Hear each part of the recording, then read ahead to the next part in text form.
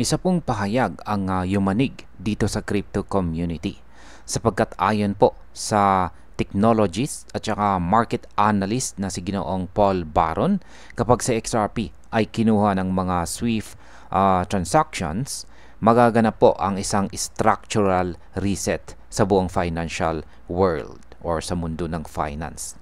Ang ibig pong sabihin nito ay hindi lang simpleng pagbabago, kundi isang matinding pagyanig sa sistema na matagal nang pinanghahawakan ng mga bangko at saka gobyerno.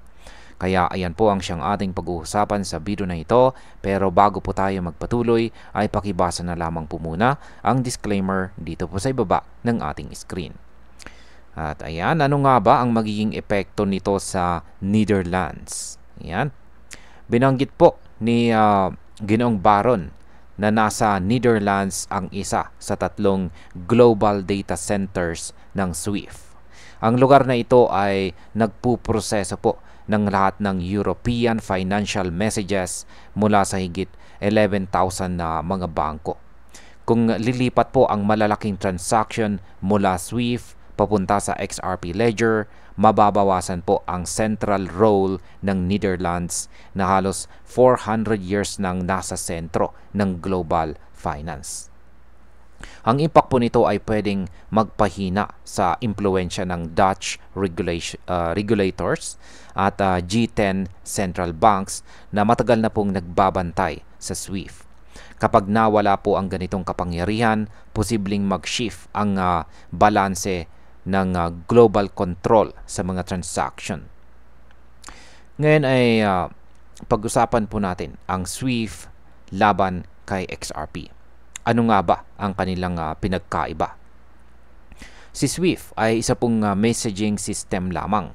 Nagpapadala po siya ng payment instructions pero nakadepende pa rin po sa correspondent banks para sa aktual na settlement.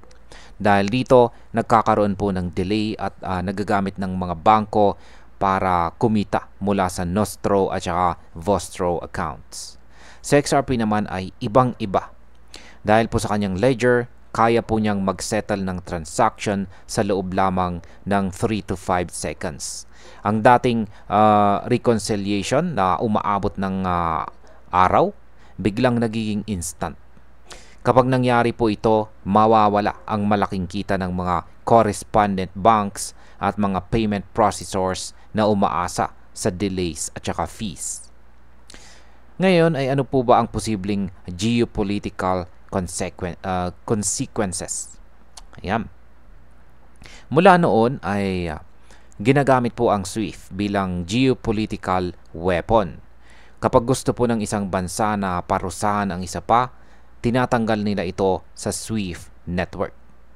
Pero kapag lumipat po ang malalaking transaction flows kay XRP at decentralized rails, mawawala ang kapangyarihan ng bansang umaasa sa SWIFT sanctions. Ibig pong sabihin, mapipilitang lumipat ang compliance at enforcements on ledger. Ang dating kontrol ng estado sa messaging ay mapapalitan po ng governance at saka transparency sa mismong ledger. Ngayon ay sino ang panalo at sino ang talo?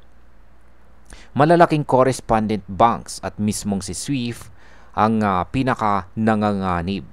Bumababa po ang message volumes at kailangan nilang mag-adjust sa mahal na bagong infrastructure. Maging ang mga gobyerno na dati ay gumagamit po ng SWIFT para sa foreign policy ay mawawalan po ng isang mahalagang sandata.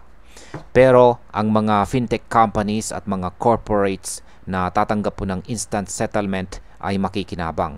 Bababa po ang kanilang gastos at bibilis ang transaction kaya tataas ang efficiency at saka competitiveness.